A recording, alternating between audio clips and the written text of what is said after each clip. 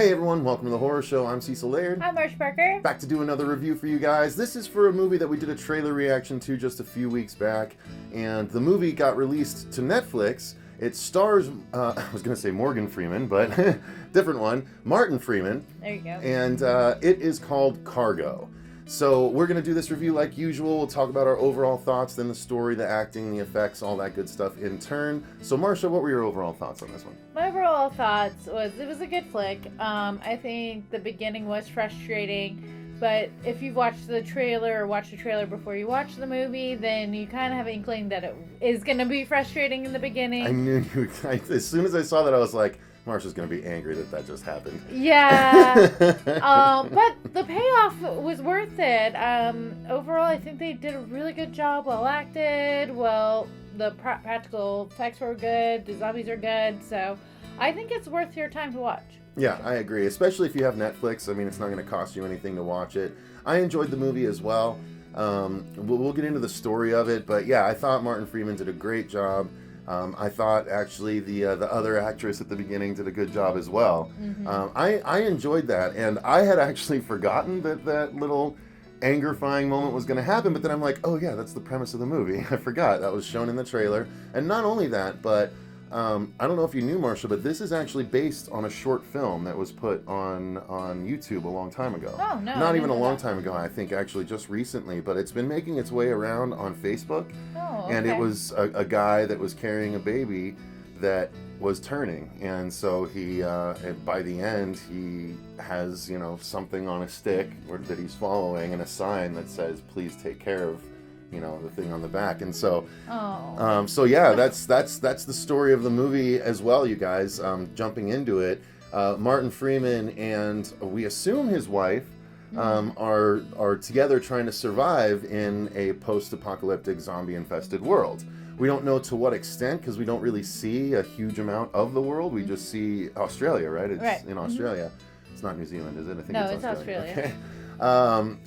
But yeah, so it starts off with him scavenging on a boat in a little bay, and it's a really cool thing because he's just finding stuff, and then there's a moment where you kind of hear something in a closed door room, and he does too, and he like skedaddles, and then when he gets back with it, he tells the wife, she's like, was it safe? And he's like, yeah, it was safe, because he doesn't want to worry her, Right, and which is a mistake. It's a mistake, unfortunately. It comes back to bite him. She goes to try and find something. Literally. She goes to find something when when he is preoccupied with their baby that they have, and unfortunately she gets tagged, and they have a device where they have a little wristband watch thing or whatever. I think it's just a stopwatch on a wristband, really, because it doesn't like monitor their blood or anything. Just says in this world, once you get bit, you have about 48 hours before you fully turn. So that's the device. So the wife is now got 48 hours, and they have to try and figure something out. Unfortunately, things don't go as planned, and very soon it's just him and the baby, and now he has 48 hours. Yeah. So that's the whole thing.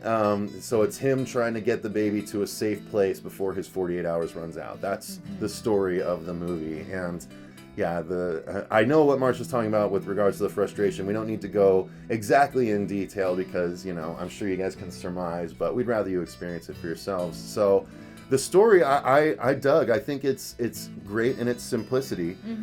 It's something a little different for the zombie genre, at least. It's not. I think it's something that we might have seen before as well after a fashion in other zombie movies. It's a shorter amount of time because but they're still hanging around trying to help after having been bitten. So it just takes that aspect and makes it a full-length feature. But I dug it. I thought the story was executed very well. Yeah, and I like that the zombies is kind of just the setting. It's not really the movie's not about the zombies. It's about this character piece, and which I don't even know if I would consider it really a horror movie. Because of that. I mean, it's a drama set in a horrific world. Right, yeah, with zombies. So the zombie sets it into horror, but it's more of a setting than it is what the story's about. They're not trying to stop the zombies. He's just trying to survive long enough to help his baby.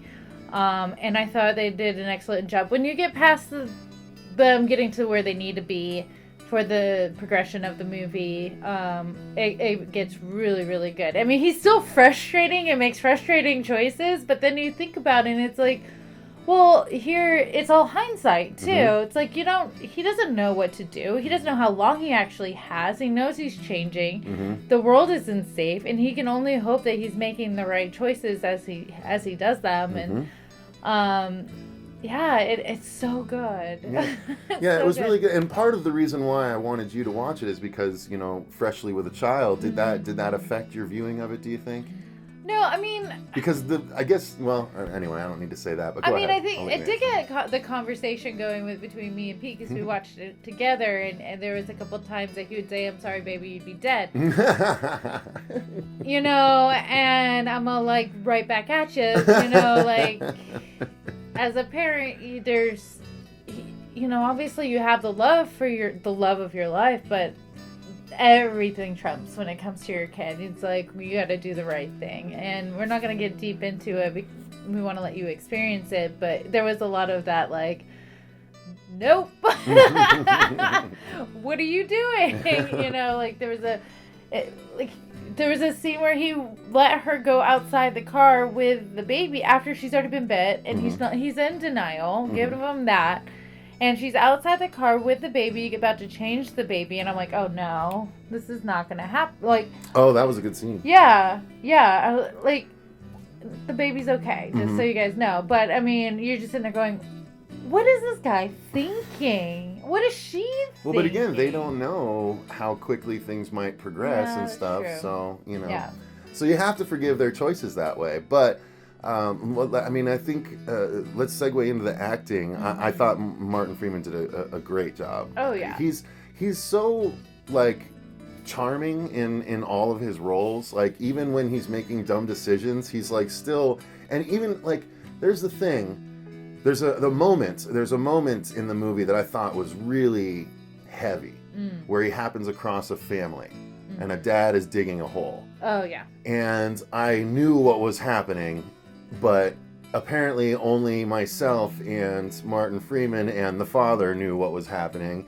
And when Martin Freeman realizes it, his face just, like, drops, and he's just like, and, like, the way he does a lot of starting to say something, then stopping, and then acting with his face. Yeah. And certain actors can really get away with that. Like, he'll do that whole, like,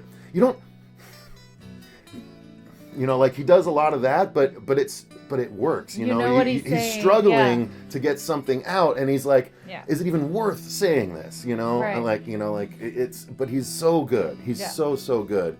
And I loved the wife, too. I thought she was great.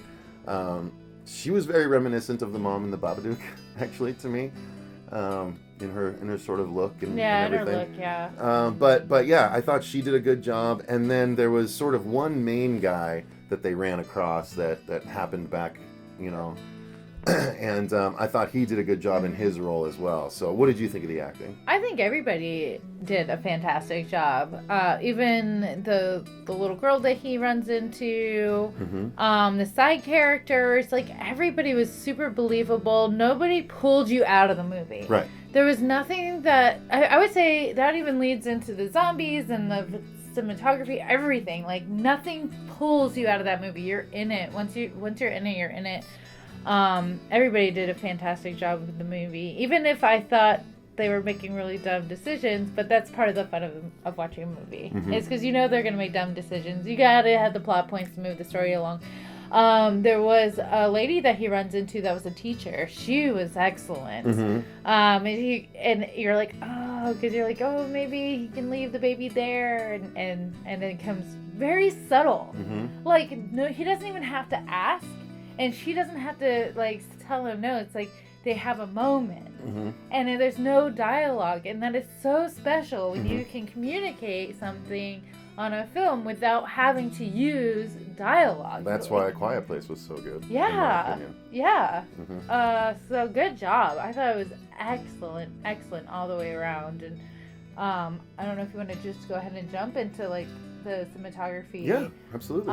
It was beautiful. Yeah, it was gorgeously shot, wide open expanses, and amazing. I'm pretty sure it was shot in South America. I'm not sure exactly where.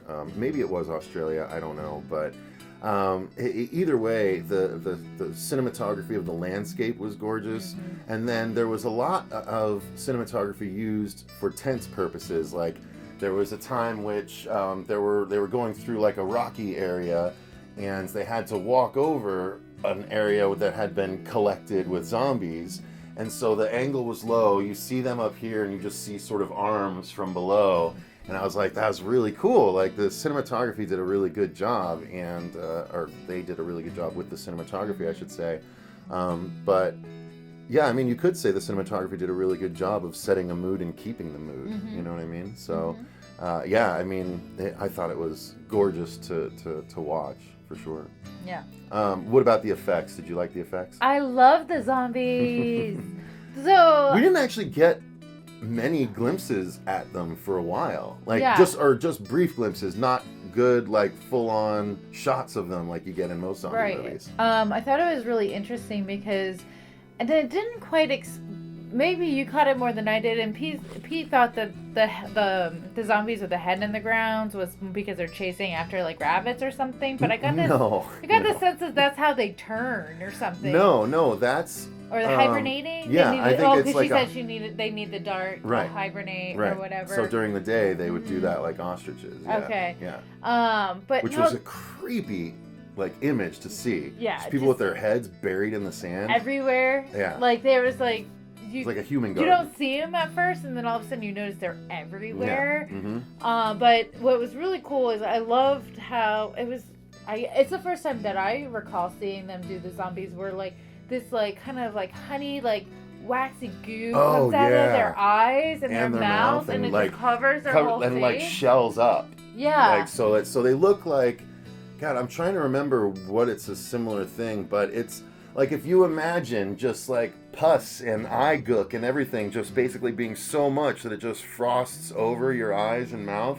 Yeah. That's what it looks like, and it was really disturbing to see. And it comes out of the bites too, like it's, oh yeah. Yeah, it's almost like your blood turns, or maybe it is the blood that's turning. It's turning viscous and stuff. Coming out. Yeah. Because they notice. But it's also like a pussy color too, so it's like the blood's turning to pus in your veins or something. Yeah. It's really gross. Oh, it's super gross, but it was really effective. And especially when it happened. Yeah.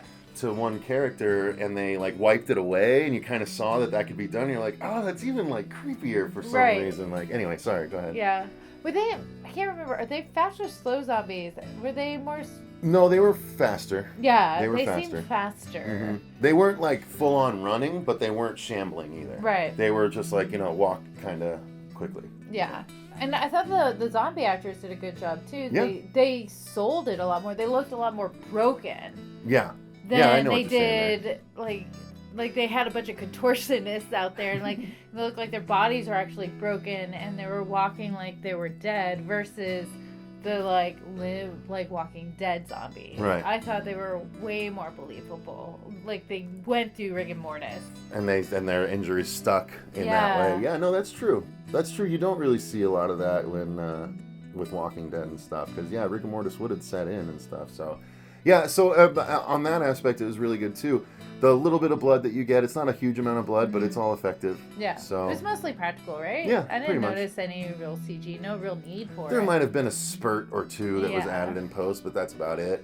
But yeah, I mean, overall, I really dug the movie. I was happy to recommend it to the group thread, and Marcia was willing to watch it, so I'm glad we got to. So you guys can make sure to take the time to watch it if you're into sort of. I wouldn't even call it like a. I would say it's slower moving for a horror movie, but it's not a slow movie. It's not a slow movie, yeah. It's so engaging that it doesn't feel slow. Yeah, no, it's more of a character piece. Kind of the way Bone Tomahawk was. Bone Tomahawk was slow but engaging, so it didn't feel slow to me. So I felt kind of the same way with this. Yeah. So yeah, guys, give it a try. Cargo, it's available on Netflix. I don't know for how long, but it was it was released as a Netflix original, so I imagine it'll be there on for the foreseeable future. Go ahead and watch it. Let us know what you thought in the comments down below. Try not to spoil as we did. as well. But yeah, thanks very much for watching. Until next time, I've been Cecil Laird. I'm Marcia Parker. And remember, stay scared.